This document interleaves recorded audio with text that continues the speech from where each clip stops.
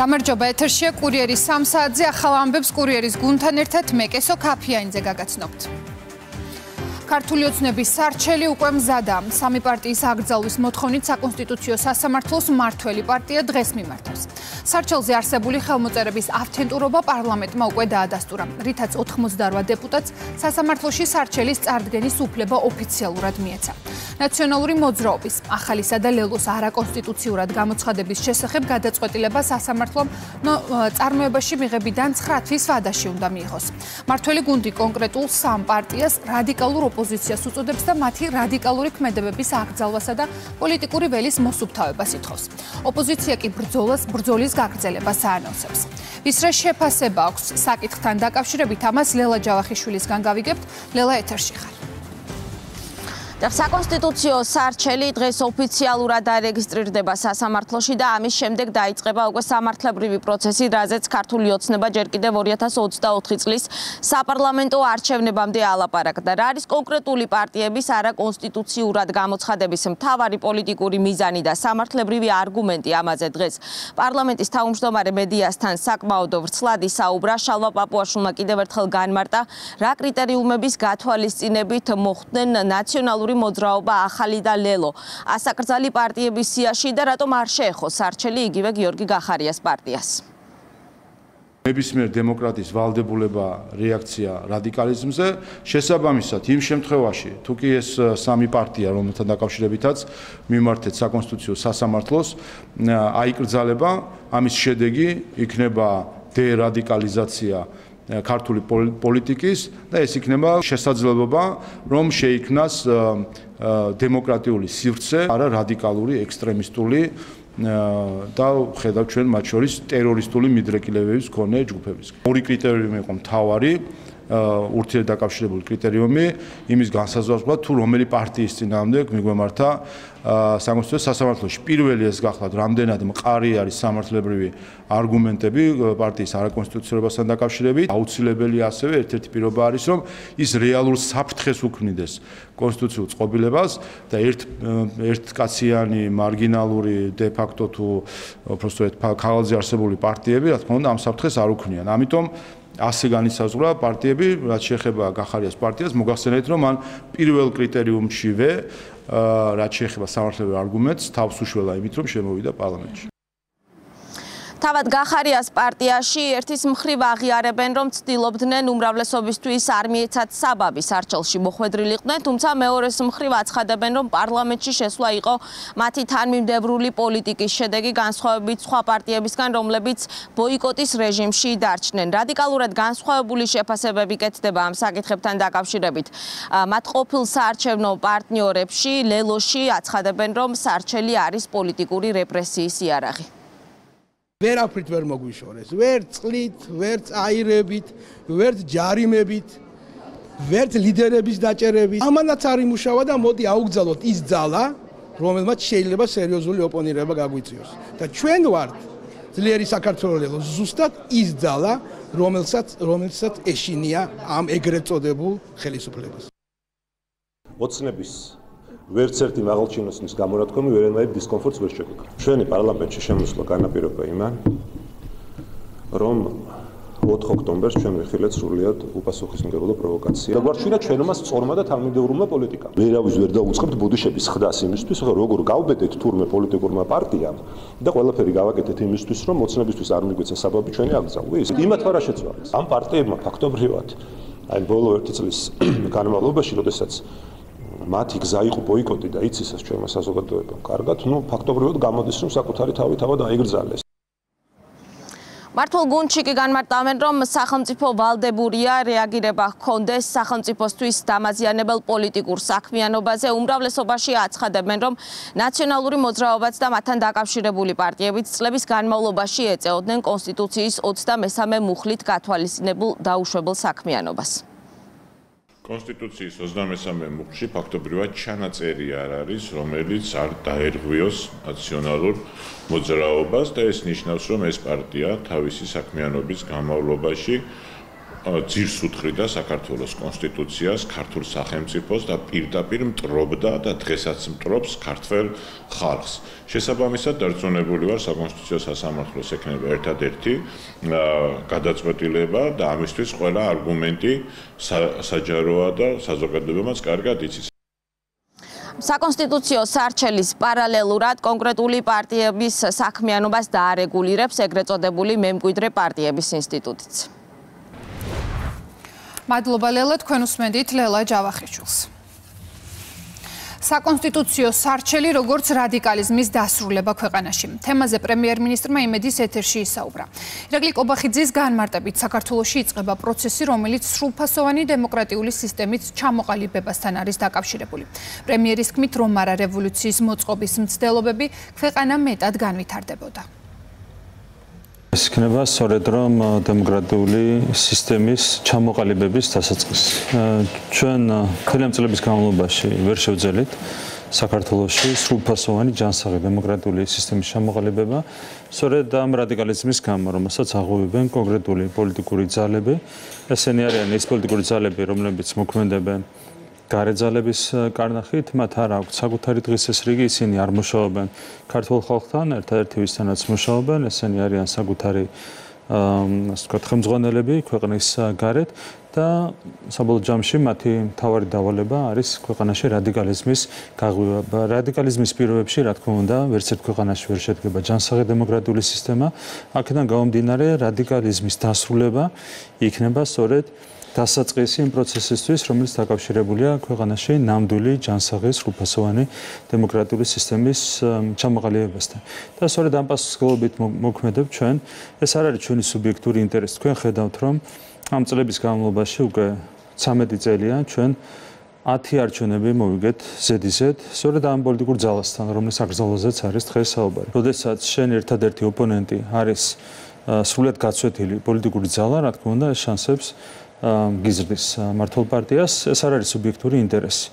ჩვენ გვამოძრავებს ობიექტური ინტერესი. 9.7% იყო საშუალო წლიური ზრდა ბოლო წლების განმავლობაში.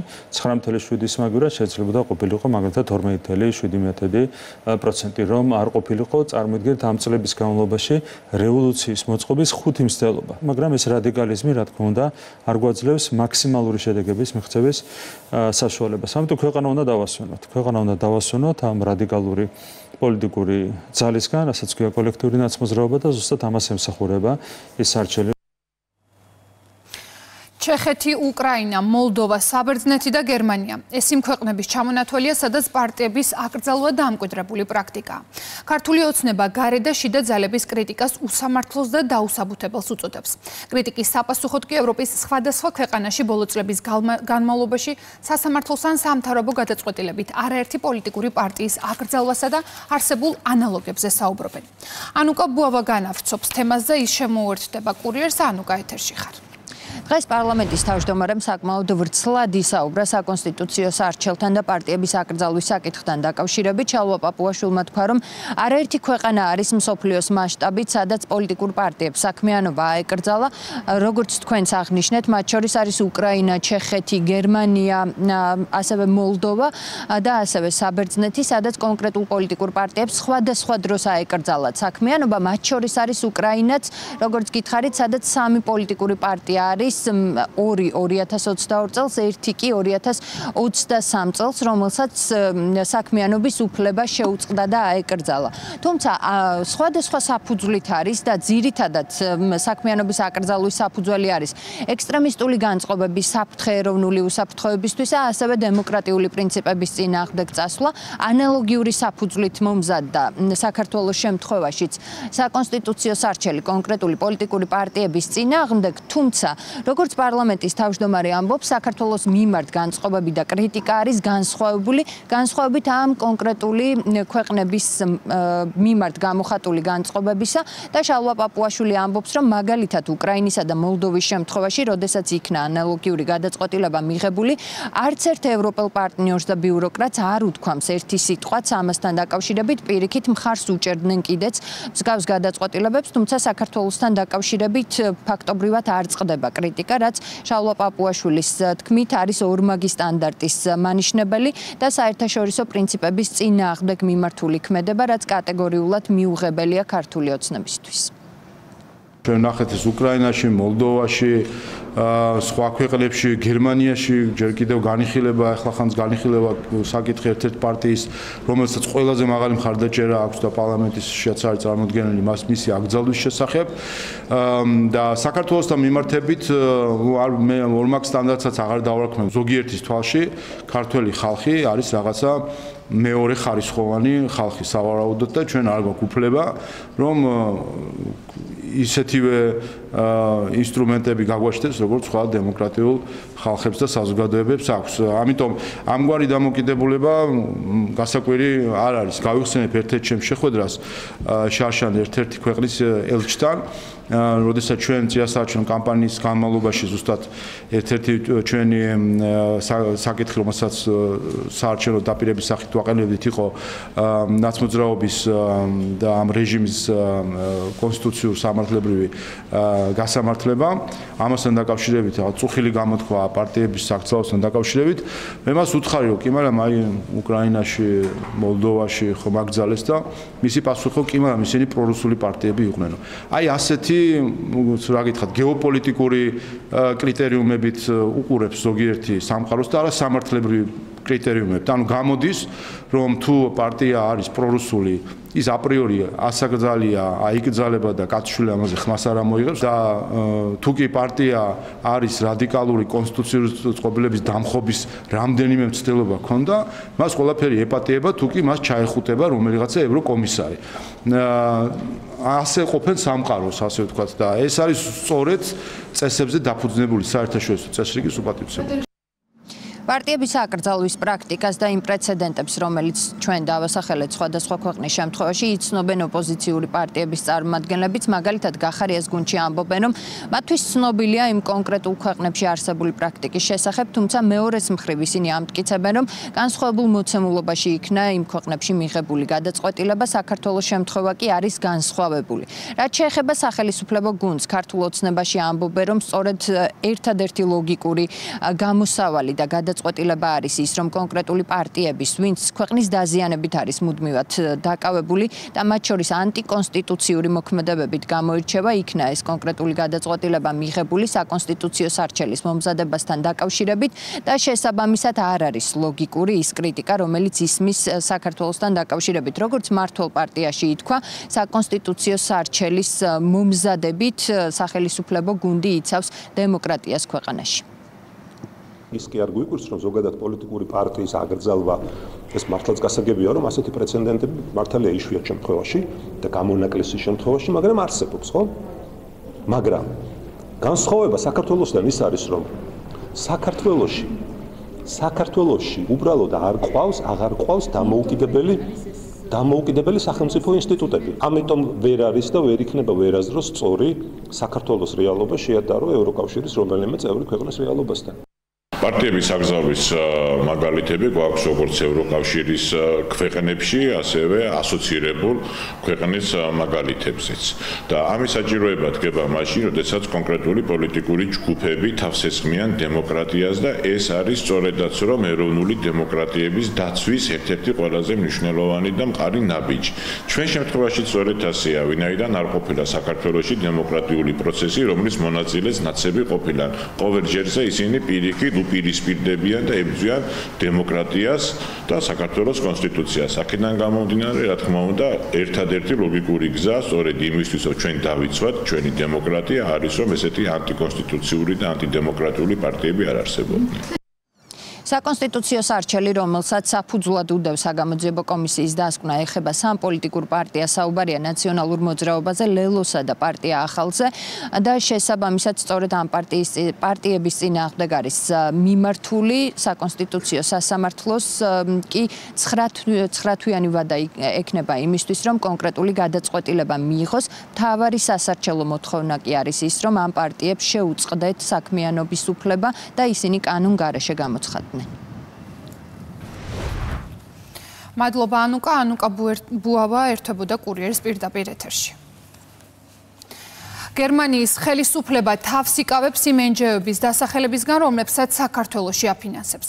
მერცის მთავრობა მთავარი ოპონენტის დასმული კითხვის საპასუხოდ ამბობს, რომ საქართველოში პარტნიორი ორგანიზაციების სახელების გამჟღავნება მნიშვნელოვან რისკს უქმნის მათ შემდგომ ფუნქციონირებას. თუმცა ასაჯაროებს ბოლო 5 წლის განმავლობაში ქართული არასამთავრობო ორგანიზაციების დაფინანსების მოცულობას. საუბარია 2.560.000 ევროზე, რომლიდანაც ყველაზე მსხვილი თანხა ენჯეობმა გასულ წელს მიიღეს. მთავარმა ოპოზიციურმა პარტიამ ალტერნატივა გერმანიისთვის მთავრობას 9 კითხვით 21 ოქტომბერს მიმართა და დაინტერესდა ვის, რატომ და რა მიზნით აფინანსებს საქართველოში. გერმანიის მთავრობა ერთი მხრივ ადასტურებს, რომ ქართული ენჯეობის დაფინანსების წყაროა, მეორე მხრივ კი თავს არიდებს დეტალებზე საუბარს. ქართულ ოცნებაში გერმანიის მთავრობის დუმილს გაუმჭირვალობასა და დაბალ სტანდარტს უწოდებენ. კეთი ზანთარაია განავრცობს თემას, ის შემოგვიერთდება ახლა პირდაპირ ეთერში. კეთი, გისმენთ.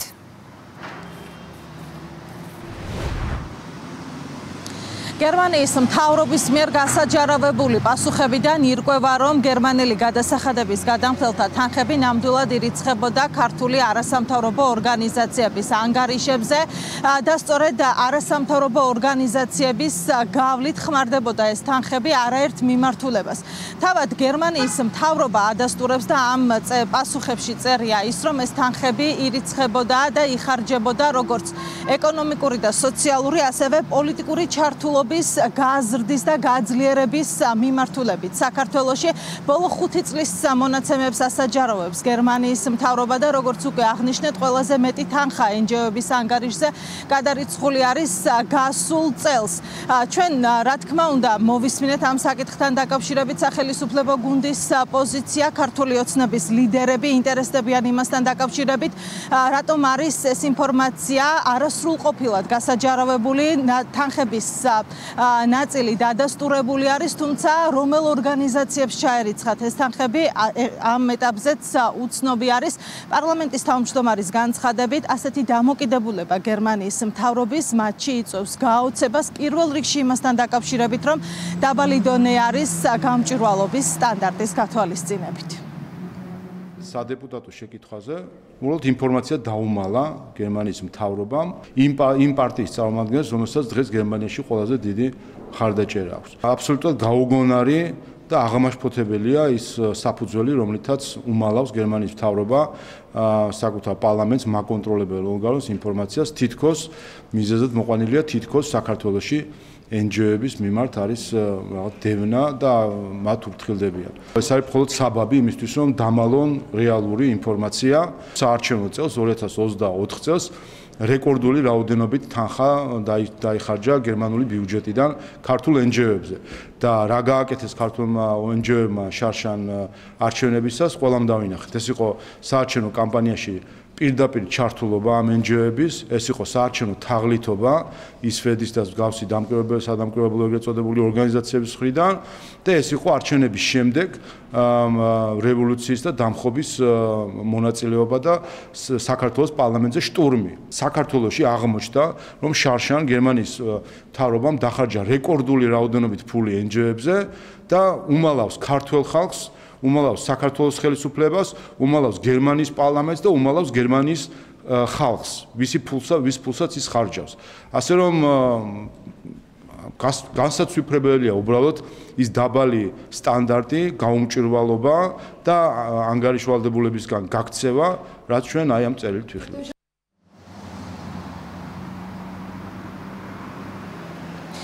საპარლამენტო უმრავლესობის წევრების განცხადებით გერმანიის მთავრობის მიერ ინფორმაციის არასრულყოფილად გავრცელება ეს კიდევ ერთხელ ადასტურებს იმათ, რომ მათ არ სურთ არასამთავრობო ორგანიზაციების გამხელა და დასახელება, რომლის ანგარიშებზეც ხვდებოდა სწორედ გერმანიის მთავრობის მიერ გამოყოფილი თანხები. ჩვენ დღეს მოვისმინეთ ხელისუფლების ოპონენტების დამოკიდებულებაც ამ საკითხთან დაკავშირებით.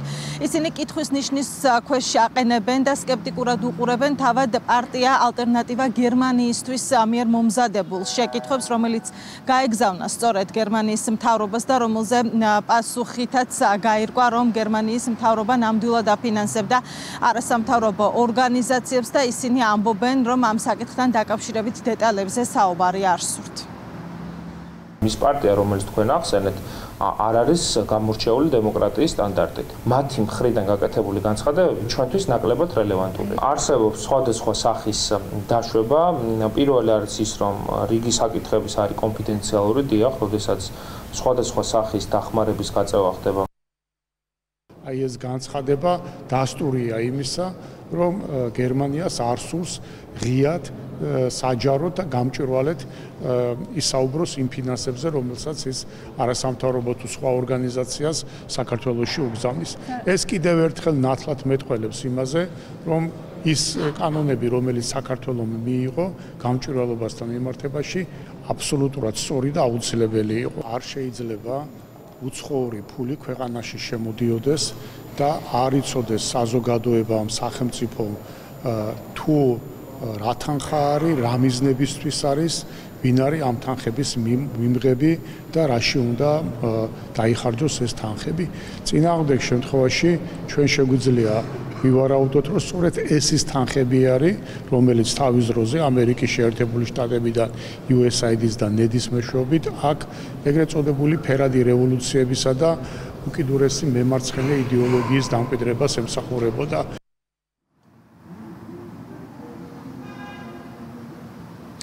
გერმანიაში მოქმედმა ყველაზე რეიტინგულმა ოპოზიციურმა პარტიამ ალტერნატივა გერმანიისთვის ბოლო 1 თვის განმავლობაში ორჯერ მიმართა გერმანიის მთავრობა შეკითხვებით.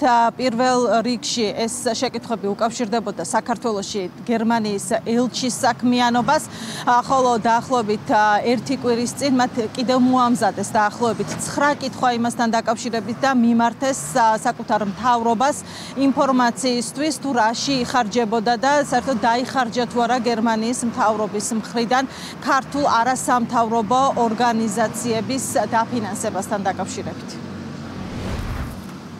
მადლობა ქეთი, თქვენ უსმენდით ქეთი ზანთარაიას.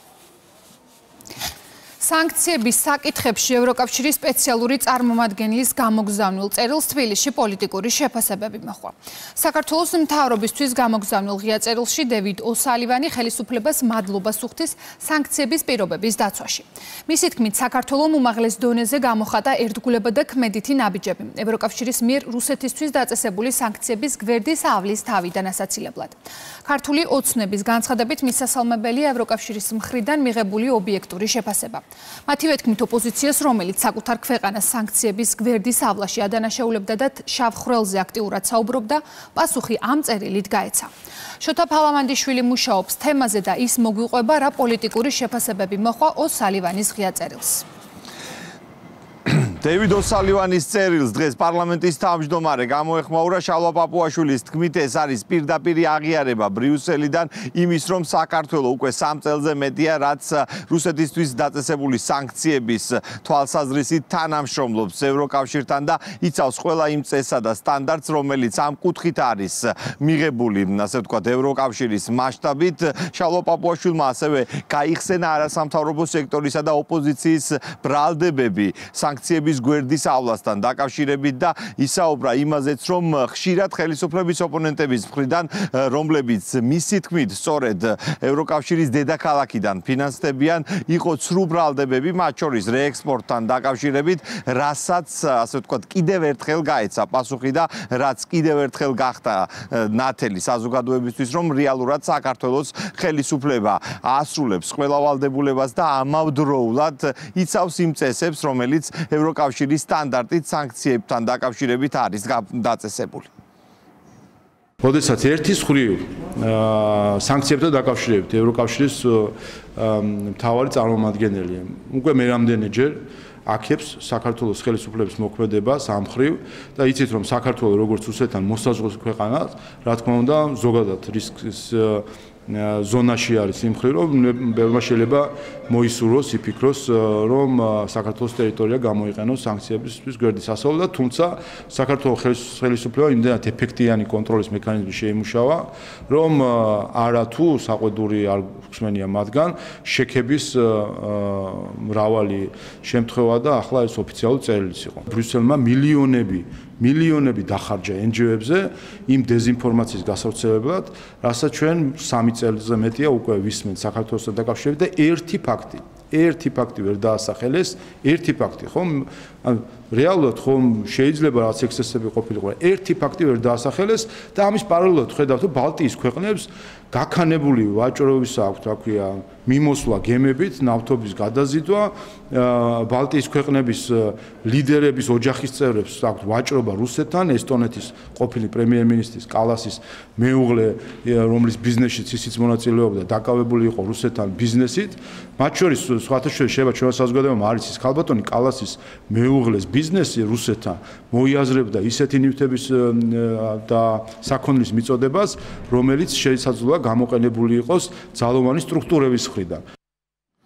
დევიდ ოსალივანის წერილი შინაარსთან დაკავშირებით საუბარი არ სურთ ოპოზიციაში, თუმცა იქ კვლავ ამტკიცებენ, რომ საქართველო არის რუსეთისთვის სანქციების გვერდის ავლის ერთ-ერთი დერეფანი, ამის დამადასტურებლად კი მათი აზრით საქართველოსა და მის მეზობელ ქვეყნებს შორის გაზრდილი სავაჭრო ბრუნვა მოჰყავთ. რაც შეეხება მმართველ გუნდს ქართულ ოცნებაში განმარტავენ, რომ სწორედ მსგავსი სახის დაუსაბუთებელი ბრალდებები ხშირ შემთხვევაში ემსახურება ხელისუფლების საერთაშორისო იმიჯის, ასე ვთქვათ, ნეგატიურ კონტექსტში გამოცხადებას, თუმცა ამავდროულად სალივანის წერილი ადასტურებს, რომ ქართული ოპოზიცია ხშირ შემთხვევაში ყოველგვარი არგუმენტის გარეშე ბრალდებებს აყენებს, რადგან რეალურად სანქციების გვერდისავლის არც ერთი ფაქტი არ არის დაფიქსირებული და ეს ყველაფერი თავად ევროკავშირის წარმომადგენელმა საკუთარ წერილშიც დაადასტურა. პირდაპირ ფორმით და ფორმალისტურად სანქციები ერთი შეხედვით სრულდება, მაგრამ სინამდვილეში ჩვენ ვხედავთ რუსეთის მოსაზღვრე ქვეყნებთან და იმ ქვეყნებთან, რომლებიც რუსეთთან დაახლოებული არის, ჩვენი ქვეყნის 1000% გაზრდილ ვაჭრობას, რაც მიანიშნებს მხოლოდ ერთ რამეზე, რომ იქ იმ პროდუქციის გატანა ხდება საქართველოსთან და ძირითადად რეექსპორტი ხდება ხო საქართველოში. ჩვენ გახსოვს, როგორი მასობრივი შტურმი იყო ხოლმე საქართველოს წინააღმდეგ ქვეყნის შიდა და გარემტრების მხრიდან და ეს შტურმი, როგორც წესი, ყოველჯერზე იყო კოორდინირებული და შეთანხმებული, სადაც ჩართული იყვნენ ეს ეგრეთ წოდებული პოლიტიკური პარტიები, რადიკალური ოპოზიციიდან და მათი გარესპიკერები და პატრონები, ევროპული სტრუქტურებიდან და დღეს კიდევ ერთხელ ჩვენ ნახეთ, რომ მადლობასაც კი იღებს საქართველოს იმდენად კეთილსინდისეულად ასრულებს ყველა ვალდებულებას. ამიტომ ამ ადამიანებიდან გარესპიკერებს აქვთ ბოდიში მოსახდელი ქართულ სახელმწიფოსთან და ქართველ ხალხთან, ხოლო იმ შიდა აქტორებს, ვინც ესე ხელაღებით ებრძოდნენ და დღესაც ებრძვიან საქართველოს დეზინფორმაციით, რა თქმა უნდა, არანაირი მორალური უფლება არ აქვთ პოლიტიკაში რჩებოდნენ. ევროკავშირის წარმომადგენელმა სანქციების აღსრულების საკითხებში ოფიციალური წერილი საქართველოში გუშინ გამოაგზავნა. დევიდ ოსალივანი მადლობას უხდის მაკა ბოჭორიშვილსა და მარიამ ქრივიშვილს გაწეული საქმიანობისთვის და კიდევ ერთხელ ადასტურებს, რომ საქართველო ყველა იმ სტანდარტისა და წესის დაცვით მოქმედებს, რომელიც რუსეთისთვის დაკისრებული სანქციების გვერდისავლას, ასე ვთქვათ, ფაქტობრივად შეუძლებელს ხდის. მადლობა შოთა, თქვენ უსმენთ შოთა ფალავანდიშვილს. უზბეკეთის ქალაქ სამარყანდში იუნესკოს გენერალური რიგით 43-მე კონფერენცია გაიხსნა. ფორუმს გაეროს განათლების, მეცნიერებისა და კულტურის ორგანიზაციის 200-მდე წევრი სახელმწიფოსა და 12 ასოცირებული ქვეყნის 3000-მდე დელეგატი ესწრება. მათ შორის არის საქართველოს დელეგაციაც საგარეო საქმეთა მინისტრის ხელმძღვანელობით. ვიზიტის ფარგლებში მაკა ბოჭორიშვილი სხვადასხვა ქვეყნის საგარეო საქმეთა მინისტრებს შეხვდება. უზბეკ კოლეგასთან აუდიენცია უკვე შედგა. კონფერენციის მონაწილეებს მაკა ბოჭორიშვილი სიტყვით ხვალ მიმართავს.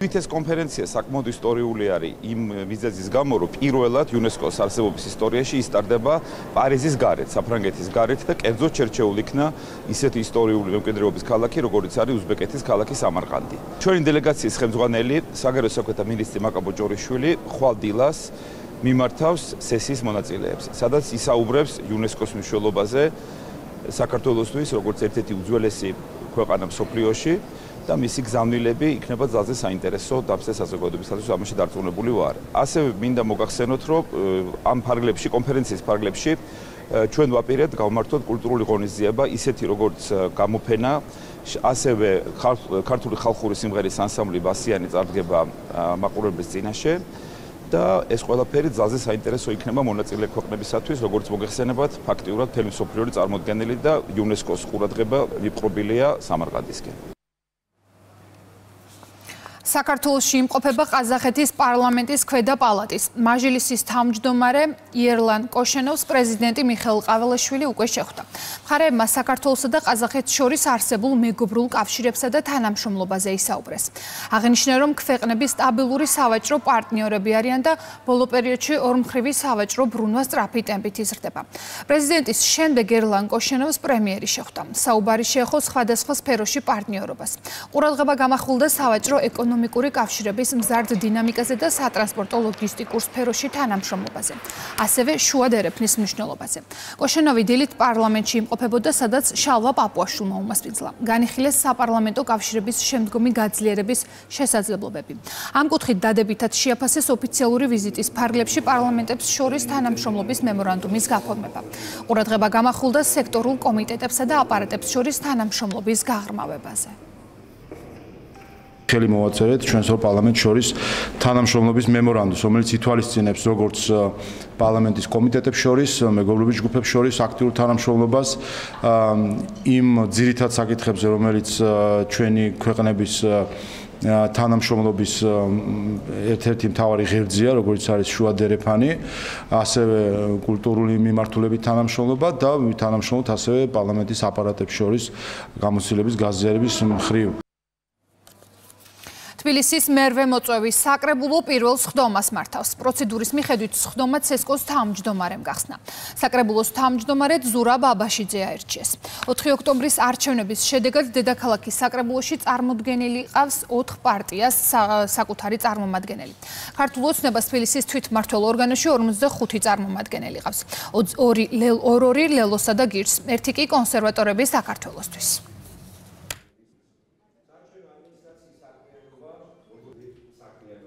ჩვენ გვაქვს გაცემული ძალიან ბევრი დაპირება ჩვენი მოქალაქეებისათვის და სწორედ ეს მომდევნო 4 წელიწადი გჭირდება იმისათვის, რომ ჩვენის მიმართულებები, ის პროგრამები, ის დაპირებები, რომელიც არაერთი გზის იყო გაცემული, ჩვენ ყველამ ერთად შევასრულოთ და ჩვენ პირნათელი წავდგეთ ჩვენი მოქალაქეების წინაშე. მინდა ვისარგებლო შემთხვევით და მივესალმო ჩვენი ოპოზიციის წარმომადგენლებს, უსურო მათ წარმატებები საკრებულოში მუშაობაში თავისთავად და მინდა მჯეროდეს და მწამდეს იმისათვის, რომ ჩვენ კონსტრუქციულ რეჟიმში გავაგრძელოთ მუშაობას, ვინაიდან ჩვენ ვართ მზად და ღიად იმისათვის, რომ თქვენთან მუშაობა იქნება ძალიან მნიშვნელოვანი თვალსაზრისით, რომ გამოთქმული მოსაზრებები, პოზიციები, შეხედულებები აუცილებლად იქნება ჩვენს მიერ გაზიარებული. დავესწრებით ყველა სხდომას და ყველგან იქნება ოპონირება, ყველგან იქნება ჩვენი პოლიტიკური განცხადებები და რა თქმა უნდა კომისიებში მუშაობა და რეალური პრობლემების დაყენება. რატო შემოვედით შეკითხვა? იმიტომაც ზუსტად რომ თბილისზე და საქართველოზე პასუხისგებლობა გვაქვს. ეს არის უდიდესი პასუხისმგებლობა ემსახურებოდა შენს დედაქალაქს. თქვენ იცით, რომ მეშვიდე მოწვევის საკრებულოს პრაქტიკულად ოპოზიცია არ ესწრებოდა საკრებულოს სხდომებს და ვიმედოვნებ, რომ ის 5 ადამიანი, რომელიც მერვე მოწვევას წარმოადგენს, იქნება ჯანსაღი ოპონენტი და ჩვენ ხელშესახებ თემებზე გვექნება დისკუსიები. ბოლო წლების განმავლობაში ჩვენ ვნახეთ, რომ თბილისი გახდა ნამდვილი ევროპული დედაქალაქი. მე მჯერა, რომ კიდევ უფრო ხელშესახებ შედეგებზე გავალთ.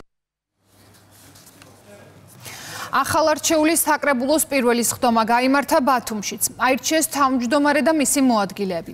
ივანე მაისურაძე თვითმმართველ ორგანოს მომდევნო 4 წლის განმავლობაში უხელმძღვანელებს.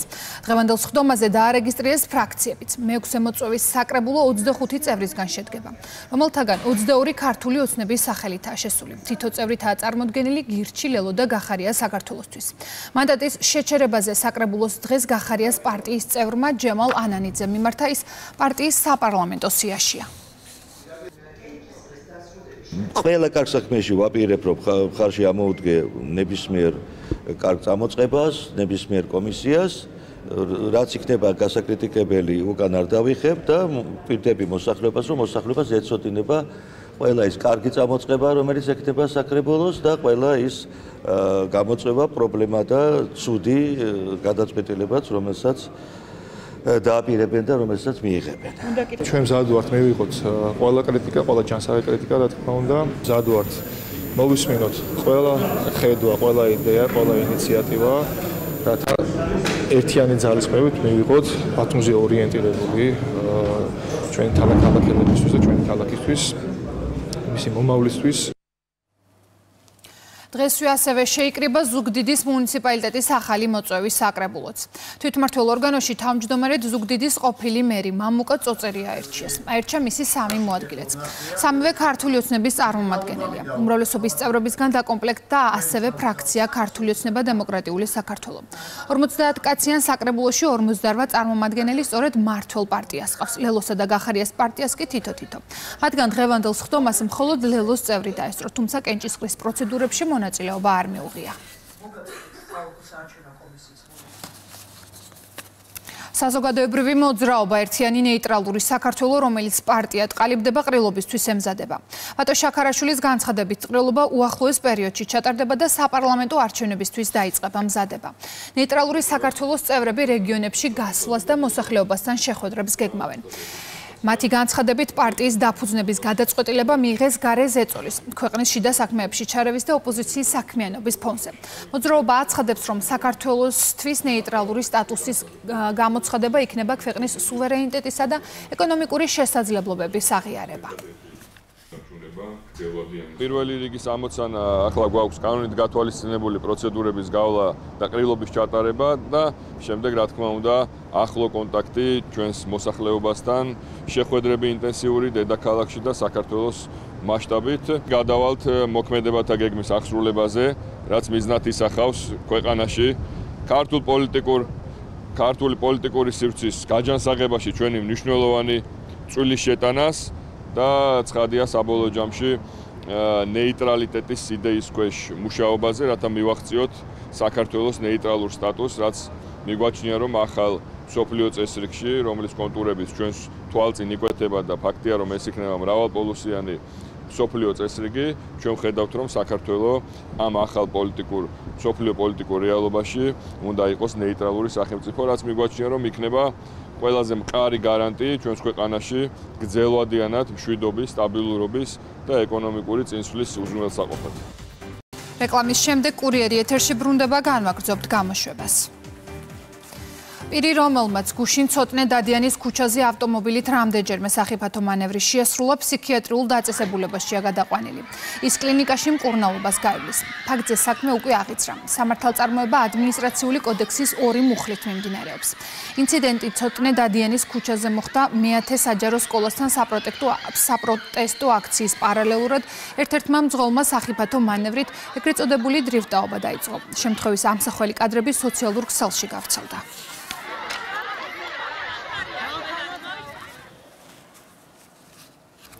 კრიმინალურმა პოლიციამ თბილისში ცეცხლსასროლი იარაღი და განსაკუთრებით დიდი ოდენობით ნარკოტიკი ამოიღო.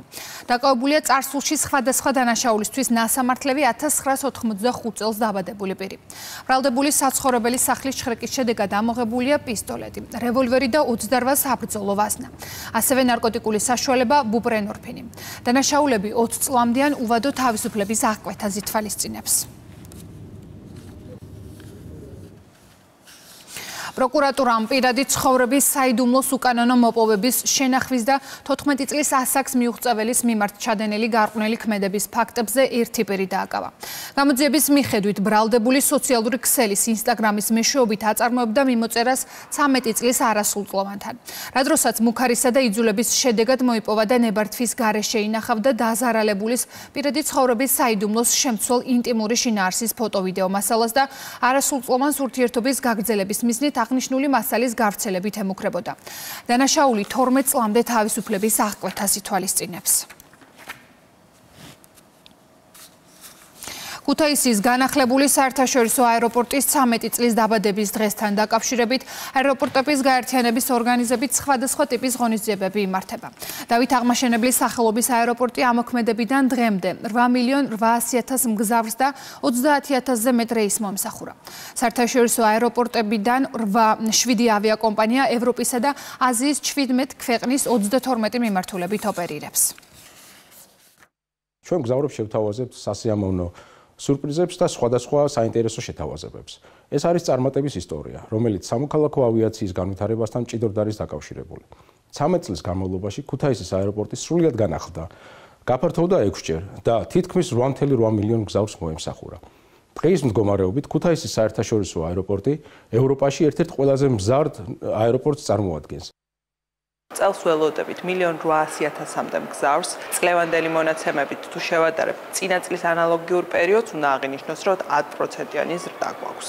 ასევე ხაზგასასმელია ის მასშტაბური ინფრასტრუქტურული პროექტები, რომელიცაც საქართველოს მთავრობა ახორციელებს თანმიმდევრულად ქუთაისის საერთაშორისო აეროპორტში. აქ გამოვყოფდი ახალი ასაფრენ-დასაფრენი ზოლის მშენებლობას, რომლის დასრულების შემდეგ გომაც ქუთაისის საერთაშორისო აეროპორტი შეძლებს დიდი ბორტების მიღებას.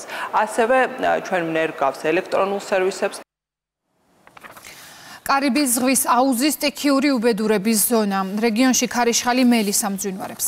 ჰაიტიში უკვე დაიღუპა 40 ადამიანი, 18 კი დაკარგულად ითვლება. მსხვერპლია იამაიკაშიც, გარდაიცვალა 8 ადამიანი. ქარიშხალს გრევა მოჰყვა კუბაშიც. ათასობით ადამიანი უსახლკაროდ დარჩა. დაზარალებული რაიონებიდან კი ევაკუირებულია 25,000 ადამიანი. კუნძულის უმეტესი ნაწილი ელექტროენერგიის გარეშეა დარჩენილი.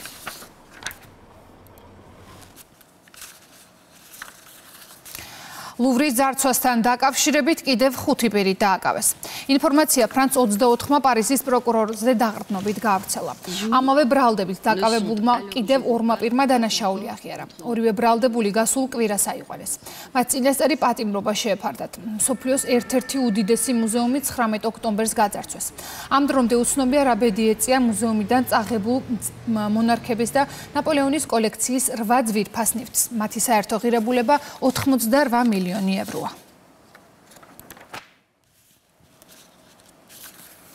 ნულიდან 10-მდე შკალის მიხედვით შეხვედრამ 12-ზე, ანუ ზესაუკეთესოდ ჩაიარა. პირველი განცხადება სი ძინპინთან შეხვედრის შესახებ დონალდ ტრამპმა Air Force One-ის ბორტზე, სამხრეთ კორეის დატოვებისას გააკეთა. ამერიკის პრეზიდენტის თქმით, შეხვედრაზე ბევრ საკითხზე შეთანხმდნენ, მათ შორის იმაზე, რომ უკრაინაში ომის დასასრულებლად ერთად იმუშავებენ. ქალაქ ბუსანში 2 ლიდერის შეხვედრა დაგეგმილზე მეთხანს, 1 საათსა და 40 წუთს გაგრძელდა.